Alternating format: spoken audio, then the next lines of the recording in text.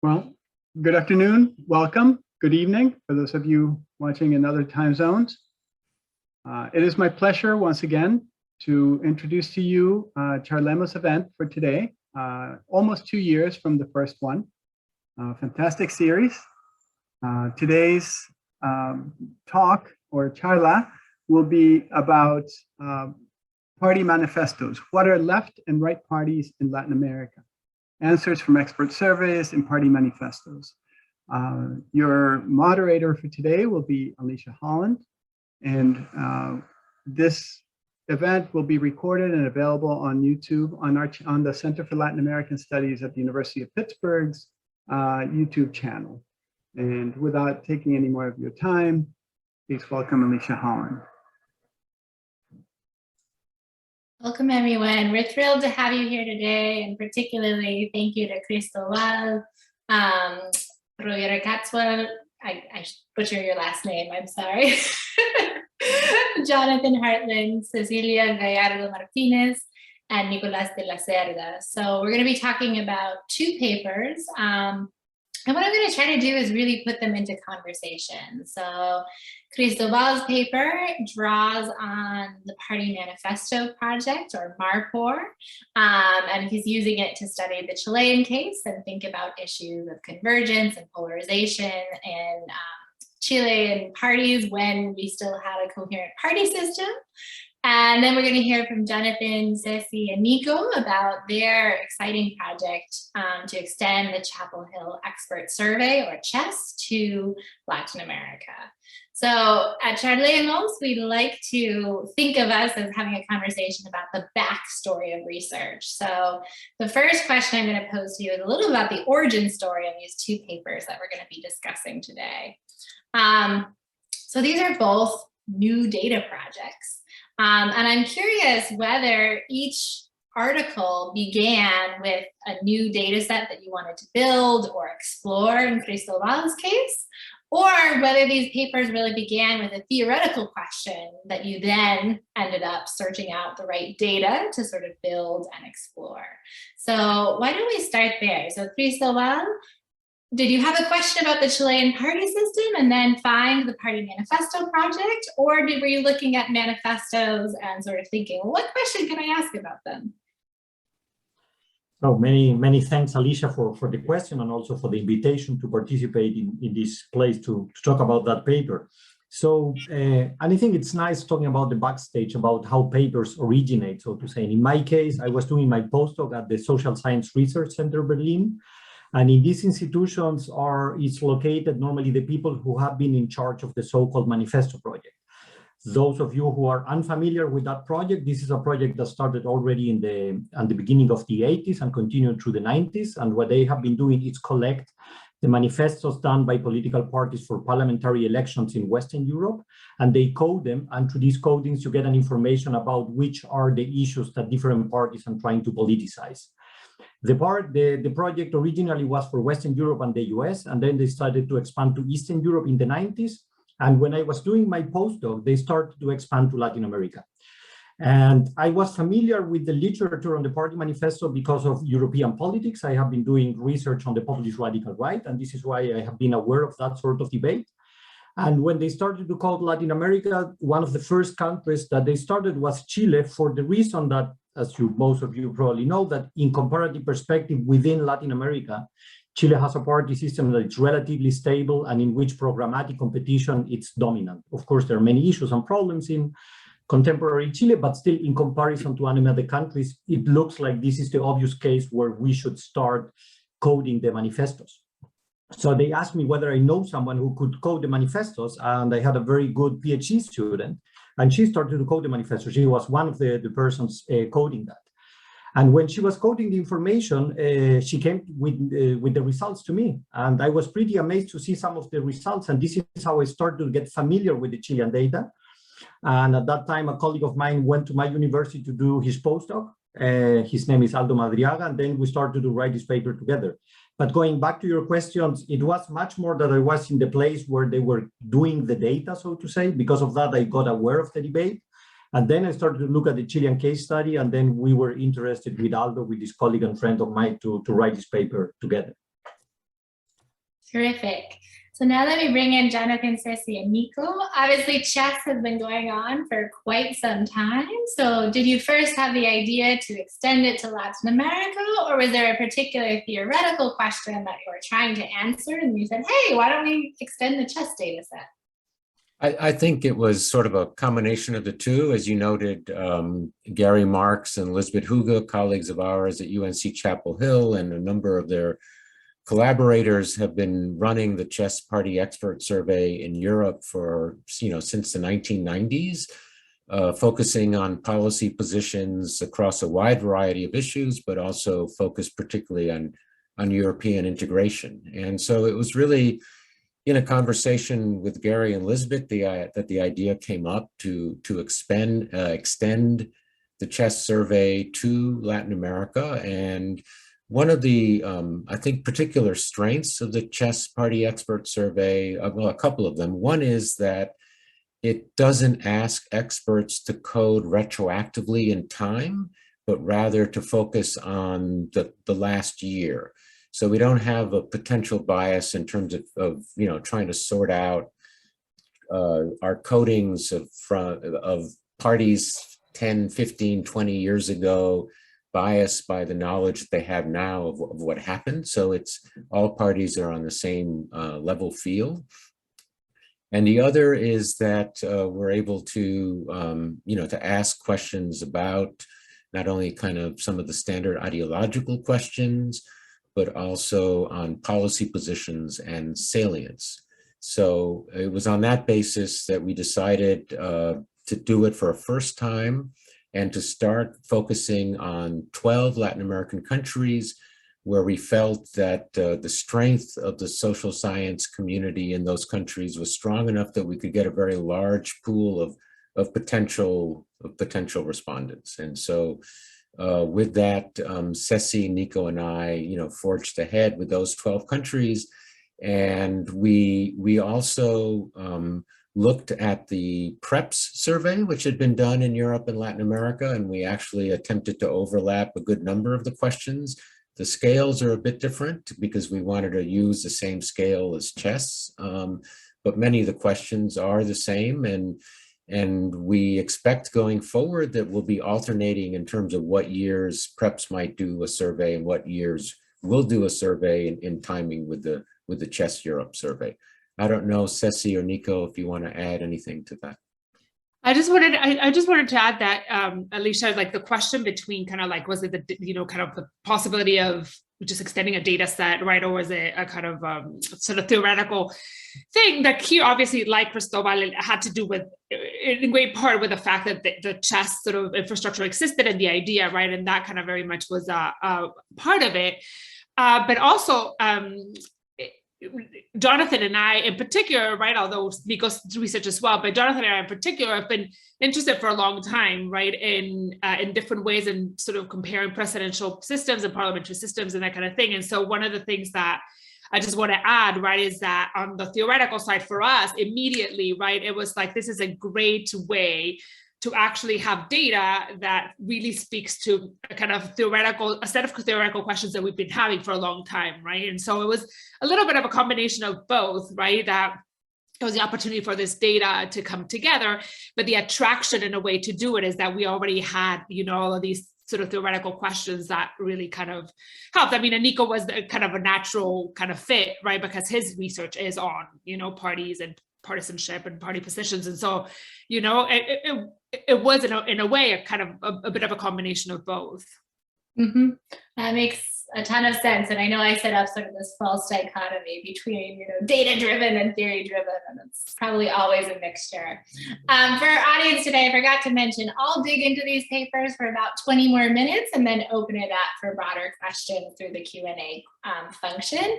But let's just keep learning a little bit more about what's in these data sets and the questions these papers pose. So Cristobal, going back to you, so, Marpor is coding party manifestos, and we don't expect voters to sit down and read a party manifesto. So how should we think about these manifestos? Are they signals to the electorate that filter through the media and then get to voters to know party positions? Or do you read them more as evidence of the ideology of elites, or in the Chilean case, the compromises made between party elites? Well, I mean, first of all, I think the overall logic behind the Manifesto Project is exactly the one that you were saying, that these are signals that are given to the electorate. But of course, it's an open question to what extent the electorate is aware of those signals. And also there is the whole question about these political manifestos are constructed. And I think there comes the differences between countries. In the case of Chile, what happens is, and this is a big difference also with parliamentary system, because MARPOR originated for the Western European context.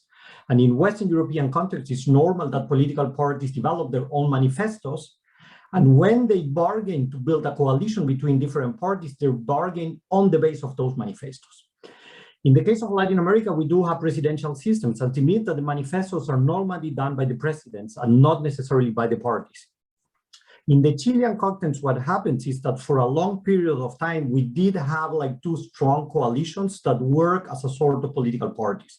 So there were differences between these coalitions, but they were able to put together one common candidate, and that common candidate built his political manifesto, but in a dialogue with the political parties. And I think that it's interesting to realize that then when there are elections in Chile, the debate about the manifesto is to a certain extent relatively important. Just to give you an example, in the last election of Michelle Bachelet, in the second one in which she was able to win, that was a broad coalition that went from the Christian Democrats to the Communist Party. And they developed this program, this manifesto that was relatively progressive in the Chilean context. And as soon as Bachelet went elected, started the debate between the Communist Party and the Christian Democratic Party about whether they're going to respect the manifesto or not. And also when it's relevant, when you see the political debate between presidents before the elections, it's very common that journalists ask them, but do you say in your manifesto A, B, and C, to what extent you're going to be able to do that? So how you're going to finance that policy? Or when a politician is silent about that, it's very common that a journalist will say in that public debate, wait a moment, in page 250 of your manifesto, you say the following.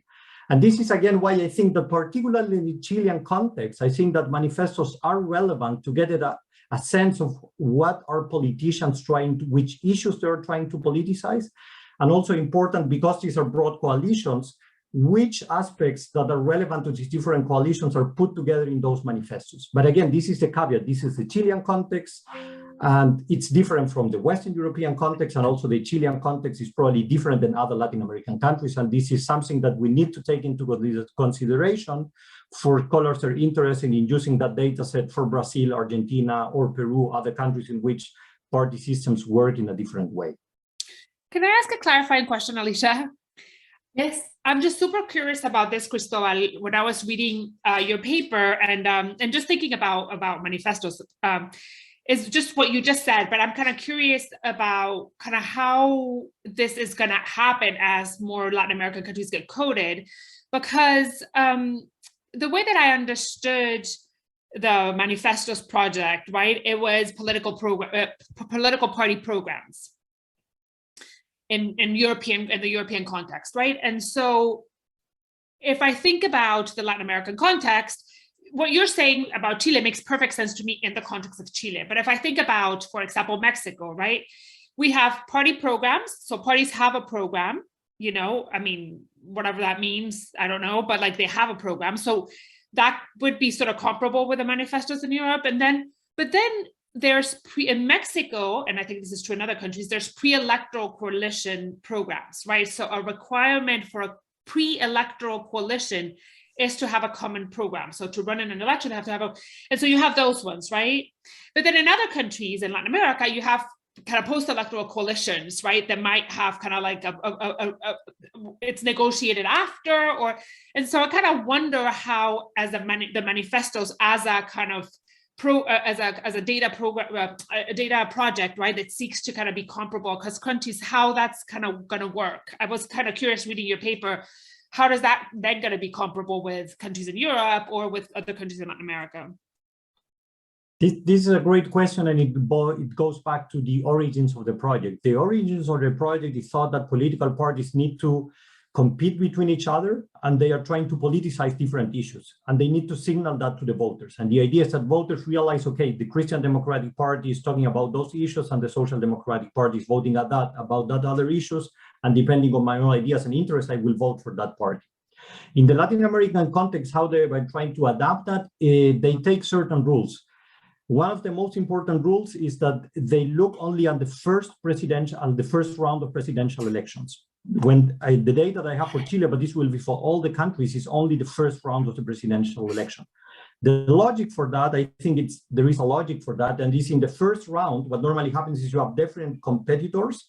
It might be that some of them in the second round will develop a new program, but Marpor sticks only to the first one, because they are saying this is the first time in which voters get a sense of what these parties are politicizing, and for the ballotage, they will probably develop something different then. But again, they code only the first round, and as you were saying, there are differences across countries. So in some countries, these party programs are developed by a party itself, but in many other countries, as in the Chilean context, it's done by a coalition of different parties, and depending on which are the actors behind the program, they are going to put that also in the information when they code it.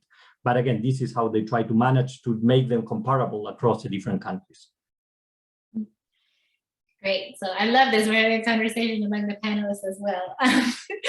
So let me just turn back to Ceci, Jonathan, and Nico for a minute, because I am curious in sort of the linkage between these projects. When we think of expert surveys and the experts trying to code party positions, as Jonathan mentioned, it's in a particular ongoing or very recent election, but across a pretty wide variety of policy issues, how do you picture experts doing this? Are they sitting down with party manifestos and saying, hey, look, in the 2019 election, this party on crime actually looks much farther to the right than, they looked in the 2016 election? Or how do you think experts are themselves getting this knowledge and being able to update party positions across a wide range of issues across electoral cycles? Well, I can take an initial stab, but first of all, I should have started first by thanking Charlemos and you, Alicia, for inviting us. It's really, this has been a very distinguished series, and we're really pleased to be a part of it. I think, well, first of all, not every country in Latin America necessarily had an election in the previous year to when we asked them to code it. But so what we asked expert coders to do is think about the parties over the past year, which may or may not have had an election. So we expect, we purposely try to choose academics who study political parties in these countries, and we assume that they rely on a wide range of knowledge, which could include, could include party manifestos, but really includes a lot of other information about legislative activity, about if the president, we also, by the way, asked the coders to code the presidents of these countries. So they considered the presidents, but separate from the party or the coalition. There's some interesting findings there if we have time. So we expect them to use just a wide range of knowledge. And what's interesting is, and perhaps Nico can speak some to this, is that we have really considerable intercoder reliability when it comes to coding the political parties. So why don't I just stop there? And I don't know, Nico, if you wanted to jump in on that point. Yeah, I can talk a bit about that. Yes, I think usually when people, at least when we designed this survey, what we wanted experts to think it's like they were engaging in a conversation, something that is natural, like jumping from one policy position to another. So to make this as natural as possible for them. And we chose experts, people that have worked on those countries, but we also made a big effort trying to choose persons that actually lived in those countries, so have a daily experience with those political parties. One of the advantages of this data set is that it's not only available for the public at the aggregate level, but also at the expert level. So we can get a sense of how much agreement there is in the placement for each party on each dimension. And that's what we call in the paper a reliability score. So when experts agree, so if every expert places the same party in the same position, we call that a very reliable placement.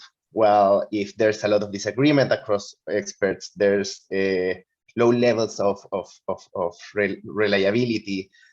So we are not claiming with this data set that all the data is equally reliable, but we are actually providing the users a way to measure and to evaluate the extent to which they think the data is good enough to use. By our estimations, this data is pretty reliable, and at least it's very comparable with the levels of reliability of the chess data in Europe. Mm-hmm. Great. I love the idea that Charlemos with the experts coding these surveys. So the conversation about policy positions. Let's dig a little bit into some of the theoretical questions that you are able to get at in both your articles. So, you know, we frame this around, you know, what are left and right parties in Latin America? And Cristobal, I want to start with you because, you know, we often think of the Chilean left, at least kind of pre-protest, as quite moderate. And so are the party manifestos showing a moderate left, increasingly moving towards the center over time? Or do you actually find it pretty left with strong credentials on most of the classic kind of economic and social positions we associate with the left, maybe constrained by the realities of governing and being forced towards the center by the right? So what do the party manifestos tell us? Well, to answer your questions, one of the advantages of the Manifesto Project is our different index that you can try to build up. And this is what we try to do in our paper. The most common is a so-called Riley, which is a right-left index. It's a combination of different components. And if you look at that for the Chilean context, there are two findings that are interesting here. The first one is the Concertación, the center-left coalition that have been dominant in the country until very lately, so to say, until the last election. It's pretty flat. It's always a constant line in terms of how left or right they are. And in fact, when I presented that data to my European colleagues, they told me this is amazing because normally you see that for different electoral competitions, there might be some changes. It could be, of course, that in 2 or 3 consecutive elections, there are not that many changes, but we are looking here about 6 elections, consecutive elections, and it's always a flat line. And we start to get like a bit puzzled about that. How is it that it's so stable? And the interpretation that we do about that, it's twofold. I mean, the first interpretation is why it's so constantly like that is that, again, the Concertación is a coalition of different center of left parties. And this means that when the president is nominated, that president needs to build a political manifesto that is able to please the different parties within the coalition. So the Christian Democrats are much more on the right and the Socialist Party is much more on the left. And the outcome of that manifesto, it's again, this very flat line. This is part of the interpretation. And the second one is that the Concertación has been pretty successful in electoral terms. And what we know from other countries is that if you're a political party and you're successful at elections, you stick to your manifesto because you don't think that it's necessarily to change something in this sense. The other finding that is interesting is not about the center left and it's about the center right. And when we look at the manifesto data for Chile, the right at the beginning of the transition, so the first election that was 1989 and 1993, it's very, very right-wing. In fact, it's as conservative as the Republican Party in the United States, which it makes sense because this is the post-Pinochet right, so which is very neoliberal and very conservative in moral issues. But after 1993, the right goes down and goes to the direction of the left. It moderates its policy positions and starts to get much more competitive. And it makes also a lot of sense because what happens is that the first 2 electoral competitions during the democratic era, the right was very, very punished by the electorate. And precisely because of that situation, there were certain actors within the right-wing bloc that started to push for a moderation of the policy platforms. And in fact, in 1999, it goes really down, and the right was very, very close to winning in the ballotage against Ricardo Lagos. So, and this is, again, how way of looking at that sort of data. And finally, the third, and this is an advice for those who might be interested in looking at the data of the of the Marburg project. I think one is the quantitative part. This is the sort of graphs, but the other one is the qualitative. And I think that as important as the numbers, and this is something that the manifesto also allows to do it, is to go to the manifestos and see the codings. Because one issue might be coded as left or right, but the way in which it is framed might vary over time. And this is another layer that I think it's important to consider when we are able to interpret that data. Of course, this is more easy when you have single case studies, as it was in my paper. And of course, if you have a comparison of 12 or 15 countries, it gets much more complicated. But at least for single case studies or just two country comparisons, I think I will encourage people also to do that sort of qualitative analysis as well. I mean, the findings on the right are just fascinating, this paper, just to flag them. But actually, you know, the Alianza, the right-wing coalition, actually moves farther to the left of the Concertación in some electoral cycles. So it's pretty amazing, the extent of moderation on the right, or strategic positioning. Let me turn to Jonathan, Cecilia, and Nico for a few minutes, though. Also, again, same question, basically, of, you know, what is it that actually structures left and right parties in Latin America? Do you see most of the differentiation coming on sort of economic or social issues? And how does that differ from Europe and some of the other systems that have been studied in the Chess Project? Ceci, do you want to start? There, sorry, I couldn't unmute myself. Yeah, so I actually find it's really interesting to read these two articles separately, right? Because, or together, right? Read the articles in conversation with each other, because I loved Cristobal's article, and I think that it's kind of surprising, right? That, well, there's things that are surprising and not, right? In terms of seen from the perspective of our article, right? One of them is that the convergence, in a way, in our article, we see that Chile is the least two-dimensional country in Latin America in our data, right? Which is obviously at the end of that period. And so in a way, that seems to be very consistent with what you guys find, right? On the other hand, we do find when we look at comparative data, right, and especially if we compare Latin America to Europe, right, that especially on on kind of the economic left-right, but also in a general left-right, party systems in Latin America are still kind of quite structured, right? They're really is a sort of strong structure. And so, you know, so there's those two things, right? Kind of like, as Cristobal was saying, if you look at Chile on its own, right, you sort of see this kind of convergence and sort of like over time. And I think that that's a very interesting thing. And as I say, that kind of like coincides with our sort of view of Chile right now. But then if you look at kind of comparatively and you put Chile and Latin America, yes, it's kind of one of the countries that's least two-dimensional, but at the same time, we still see very strongly structured political competition in Latin America. I don't know, Jonathan and Nico, what else you want to, I mean, there's a lot to say, but. Sure. I mean, I think that, I mean, again, I also really enjoyed reading your paper, Cristobal, and I think one of the things you make clear in your paper is that what you're doing is looking at the strategic positioning of these two coalitions in their election campaigns. You're not making any prediction based on that of what they actually do in office. In fact, several times you make a point that certainly what the Concertación did in office was quite at variance with its manifesto. The experts, on the other hand, are really trying to position the parties not just in terms of how they position themselves strategically at campaign time, but in general, how would you position them on a general left-right or left-right economic or sociocultural ideological issues, or with regard to specific policy positions. So in that sense, you know, I think the objectives are a bit different. And so, you know, I think for that reason, we do find, as Ceci noted, that, you know, the Chilean parties are still quite programmatically structured in this last round, according to the experts that coded them. The main difference that we find, one of the advantages of having the same questions that were asked in Europe and Latin America was that we could really explore the dimensionality. And here we find that although in Europe, for reasons we don't have time to expand on, it's starting in the 80s and then the 90s, there was really a second sociocultural dimension of conflict that emerges. And that this is really very clearly seen in a very large number of countries in Europe.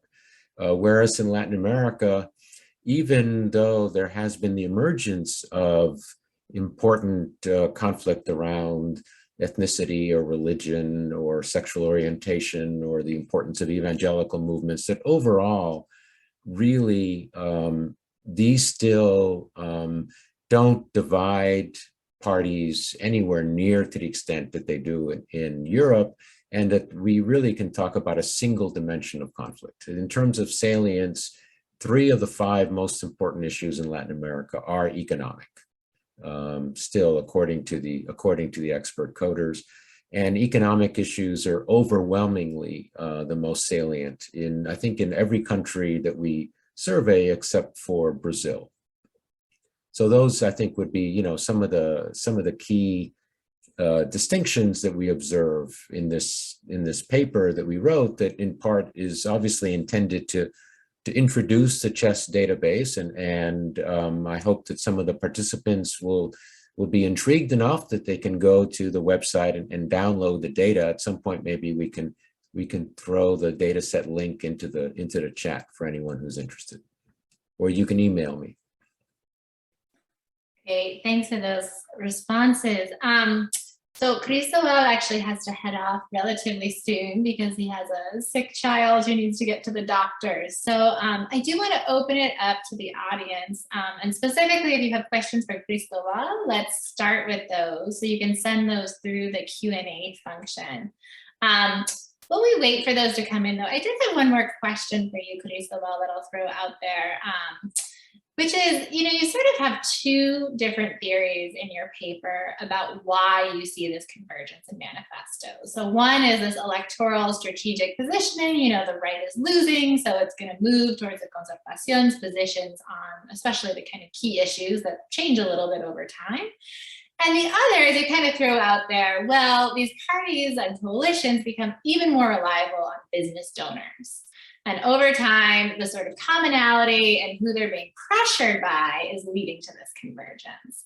And at least when I read the paper, I didn't have a clear kind of sense of where you thought the main pressure was coming from and the sort of empirical evidence you used to distinguish those theories. So I just wanted to push you, how much pressure should we be getting from campaign donors on manifestos? Do you think that's the story versus this more electoral positioning through manifestos? And then I'm going to turn to the audience questions. This is an interesting question, and this was also sort of the puzzle for us when we were starting to look at the data and also try to establish a dialogue with the European literature, because we know that the party manifesto has been developed for Europe, it has been applied there. So we are trying to adapt that to the Latin American context. So when we started to write our paper, we're also thinking about how these manifestos have been analyzed in Europe, which sort of arguments have been put forward there. And in fact, these issues about competition and losing, and whether losing, for example, drives parties to change their agenda or not, issues like that we're trying to test. And the other aspect that we try to test, and this is something that you mentioned here, is this very common argument for the Western European context, that it's about the cartel party thesis. This is a classic piece by Katz and Meyer, written already at the beginning of the 90s, in which they say that electoral competition in the Western European context, as Jonathan was saying, is driven by these 2 different dimensions.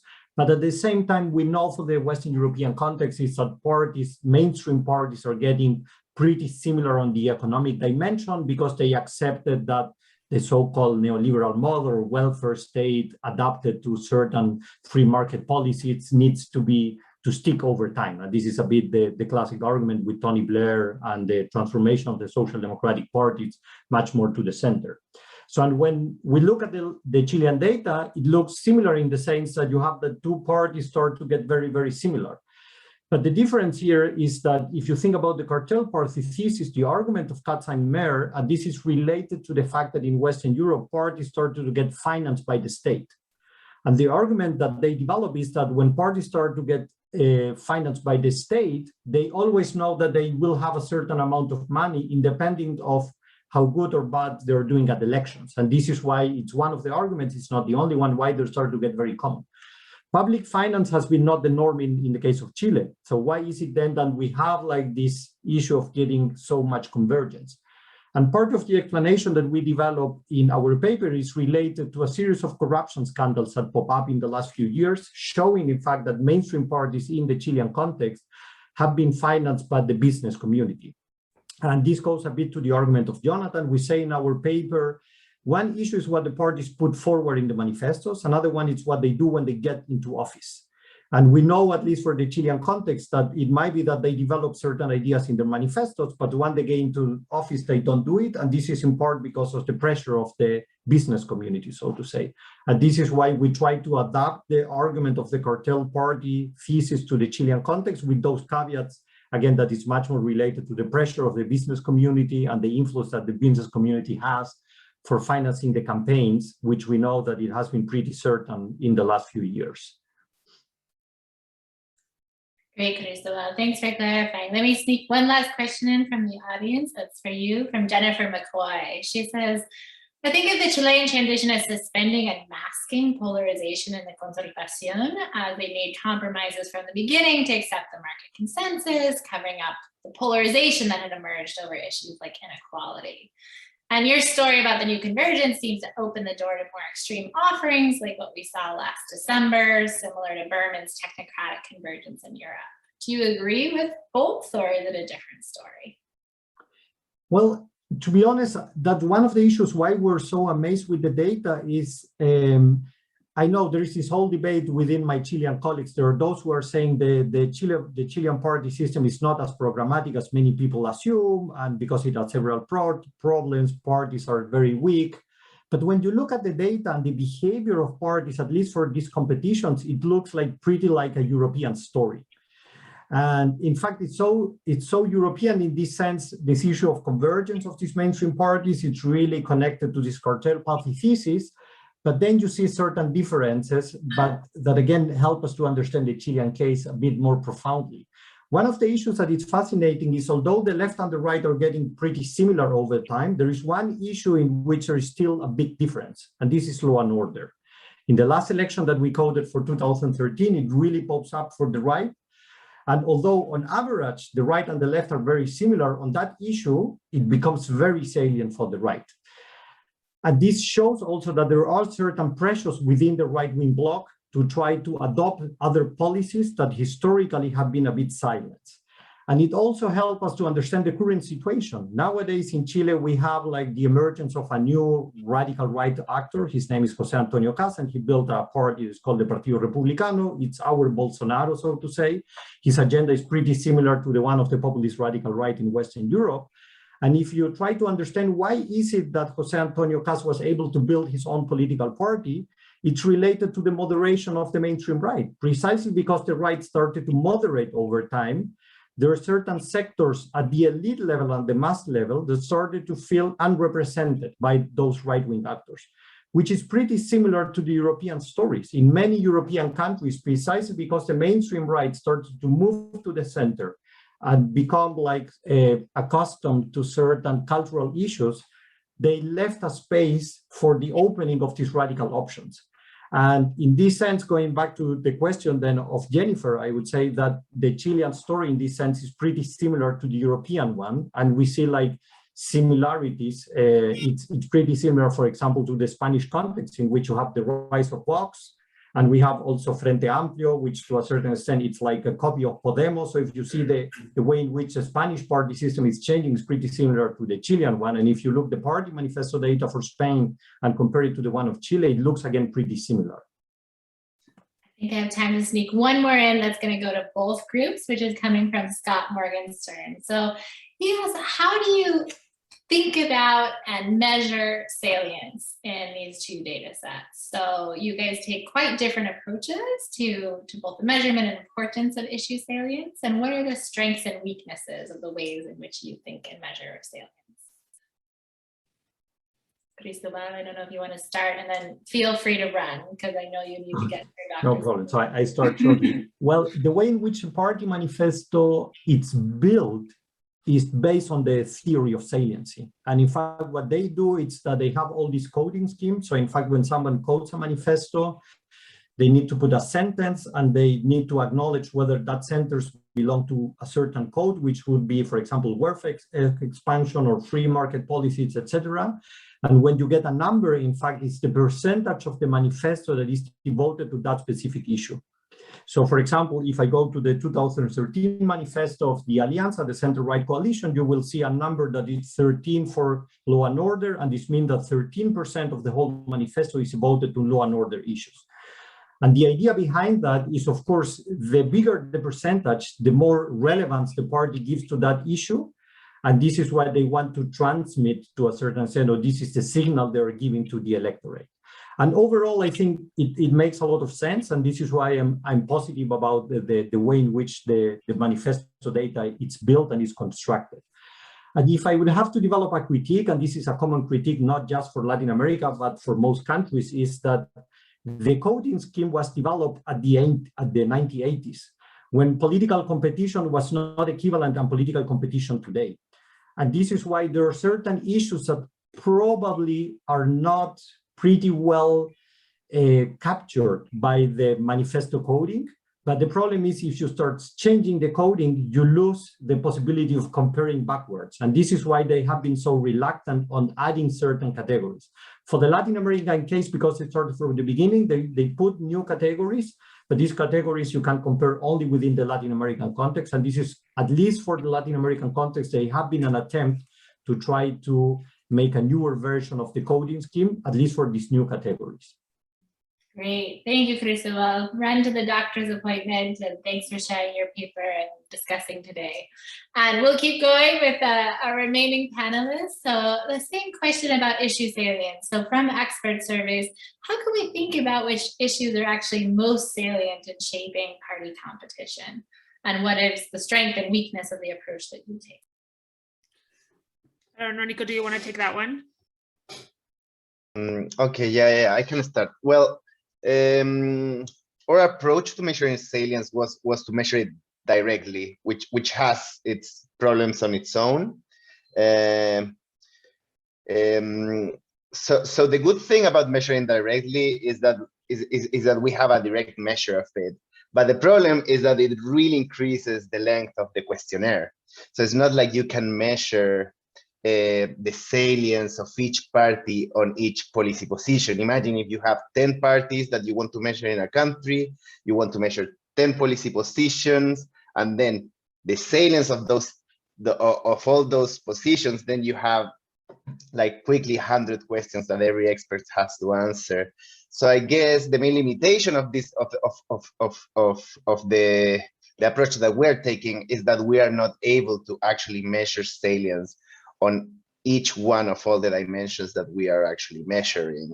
For now, we stick to a couple of them, plus the more general questions. So like general left-right and Galtan, which is the socio-cultural dimension as is theorized by Hugo and Marx.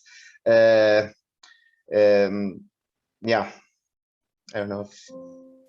Yeah, exactly. And I mean, what we do is that just kind of like be clear on kind of what we mean by measure directly is that we ask experts, right? So we ask experts, what is the salience of this issue, or for example, the economic left-right, or this issue for the party, for the party that you're judging. And so that's kind of how we do it.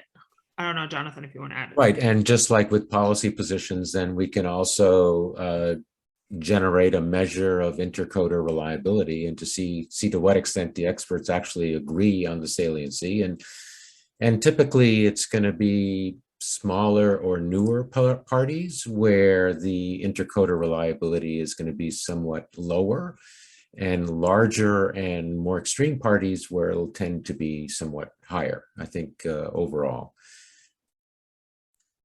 Great, thanks for clarifying that on salience. We have two sort of related questions that I want to try to pull together, one from Javier Corrales and one from Agustina Pagbayan. And they're both interested in kind of what you do with issues that are hard to classify as left versus right. So Javier is interested in how do you classify left and right on sort of some new emerging issues, perhaps ones without a lot of structuration? So he gives the example of like fighting corruption across the political class. So how frequent are these issues that are hard to differentiate, and how do you think about sort of new issues being added to the expert surveys? Then sort of relatedly, Agostina is interested in more specifically of like how we think about a left-wing party. So she gives the example of, you know, a party that proposes redistribution, but it's financed by printing money that causes inflation and ultimately increases poverty. Should we still be coding that as a left-wing party? How would you expect experts to sort of judge those issues where the sort of distributional consequences are sometimes pretty murky? So why don't we try those questions about sort of hard to code new issues as well as some hard to code classic distributive issues? Well, that's a great question. I think that we do have a question about corruption, and so we are able to code parties on it, and without question, you know, there's some issues that are somewhat more valence issues. One might imagine crime potentially is a valence issue, although specifically in our questionnaire, we purposely asked a question that would require the experts to code it more in a positional way, in terms of, do parties believe more in mano dura, or do they believe more in socioeconomic types of programs to help solve crime?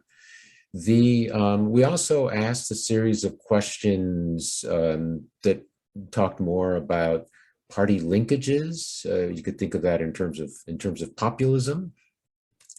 But that wasn't the focus of this particular paper, because in this paper we were just asking about specific policies, and we did initially an exploratory factor analysis of key policy positions and excluded, I think, only one that didn't code very high. So then we ended up with 9 policy positions that then generated in Europe clearly 2 different dimensions, 3 economic and 6 sociocultural. And in the Latin American context, the sociocultural dimension, I mean, it ended up that the difference between the 1 and the 2 factor solution was not that important. Now, in some additional work that we've done, we have examined the impact of corruption, and I would say that this may be a bit more technical an explanation than people want, but that in terms of an exploratory factor analysis, populism does emerge as a separate factor. But when we used kind of a more demanding confirmatory factor analysis, it didn't gel quite as strongly. So I think that suggests that there's a lot more variance and noise on the populism measure, but that clearly it's one that is going to demand increasing attention, and that people can use the chest survey to do. I don't know, Cecilia or Nico. Yeah, let me add 2 things. One that I'll add and one that Nico, I think, should add, because he'll be better placed for it. So 2 things about how kind of we measure left and right. And the most important thing, I think, to note, and this is stuff that Jonathan sort of said, but I just kind of want to clarify a couple of things, is that we don't necessarily force left and right on valence issues, right? On corruption, let's say, or I don't have the questionnaire open here for me, right? But we don't say, is the party on the left or on the right on corruption, right? We say, we specify the ends, right, of the scale, right? So we say, for example, on crime, right, does the party favor fighting crime as a consequence of poverty, or does it, we specify sort of policies at the end of the scale. So somebody could go in and say, I want to measure left and right with a different decision that we have made in terms of defining left and right, adding, putting in certain policies and leaving others. We've justified in the paper through exploratory and confirmatory factor analysis and kind of reliability checks and all of these things. We've justified the decisions that we made about the policies that we include in our definition of left and right, right? But somebody could actually disagree with us, right? And look at left and right in a different way, right? Or define these dimensions in a different way, right? I agree that there's not necessarily a gold standard. We think that we have a pretty good standard in the sense that we really kind of did the work and we sort of know the literature and we sort of discuss it in the paper. And so we decided to put a certain number of issues, right, on what we thought were sort of sociocultural and the economic dimensions and defining left-right, right? But as Jonathan said, we have a bunch of valence issues and issues about party linkages, that might kind of, for some people, might sort of cut across sort of left or right, or might define another dimension. Some people have talked about authoritarian versus democratic, or different sort of dimensions, right, that might cut in different ways.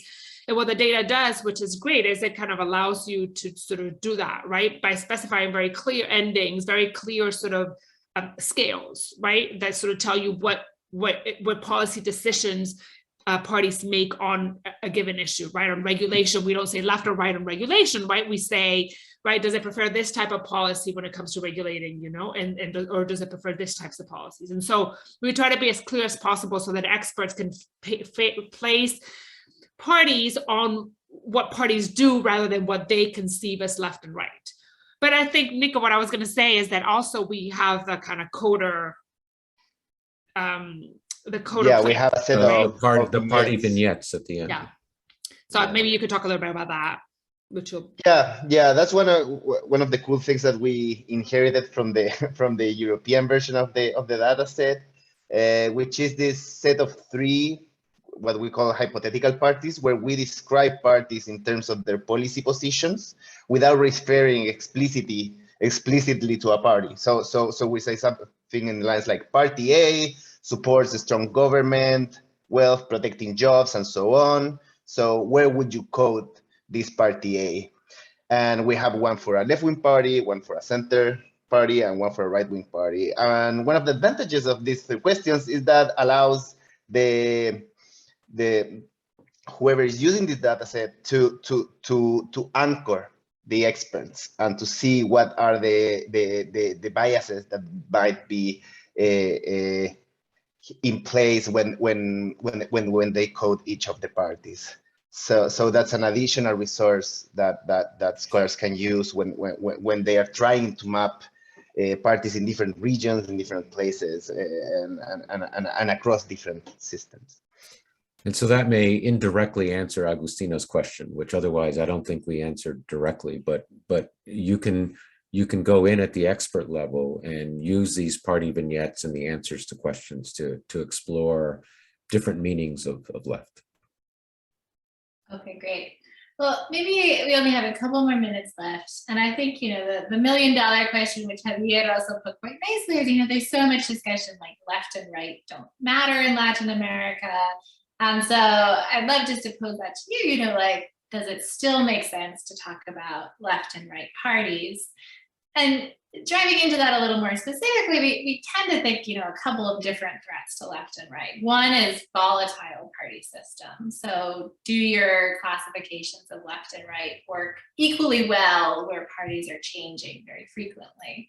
The second is obviously populism as a threat to sort of traditional left-right axes. So do you think the cleavages are equally clear when we start talking about cases that do have populist leaders? And then the last are kind of new dimensions. And here the comparison with Europe is quite interesting. But when we try to think, for example, is there a tension between a green and a red left forming in Latin America that, essentially Latin America is headed towards the European case where at least you have a second dimension complicating our traditional divisions. So to wrap it up, why don't you just try to give us the punchline of does left and right still matter in structuring the party system? And where does it work and not where is it being challenged? It does matter. And no, I'll start off, but I think that I'm sure that Nico and Jonathan can say much more. I think it does matter. Our paper, I think, shows that it still matters, right? That it still really is a very important axis of competition, of electoral competition, right? I think that it is true, and the data is there for other people to explore precisely kind of what you just said, Alicia. We suspect, right, that it matters, more in certain countries and under certain contexts, and it does, and we see that intuitively in the paper. and you kind of like in how it kind of it works out in terms of in terms of populism and other sort of variables.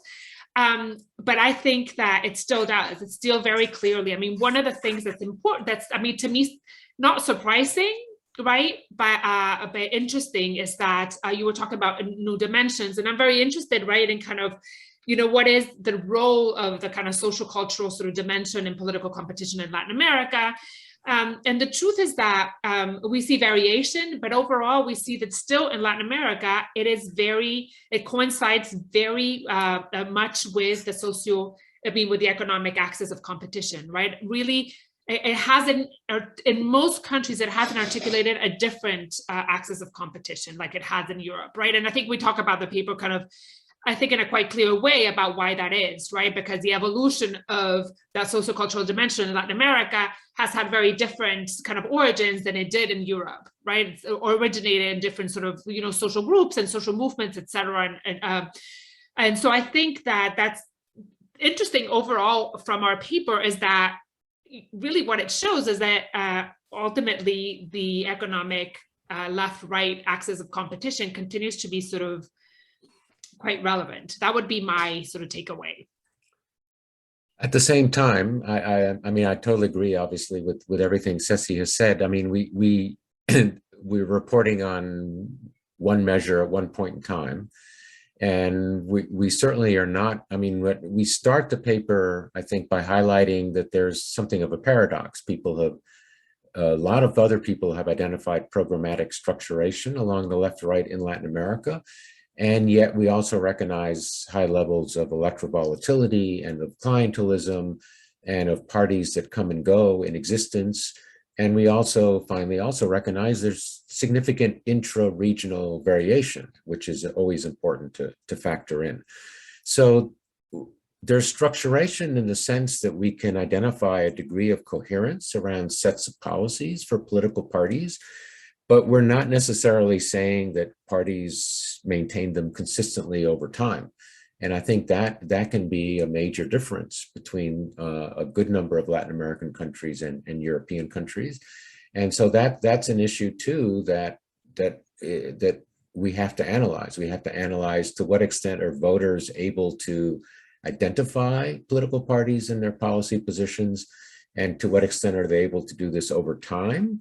And what are the implications of populist messages for this? So this is, in fact, some of the future research that we intend to do, relying in part on chess, but obviously now also having to rely on other types of data as well that incorporates the views of voters and the positions of voters.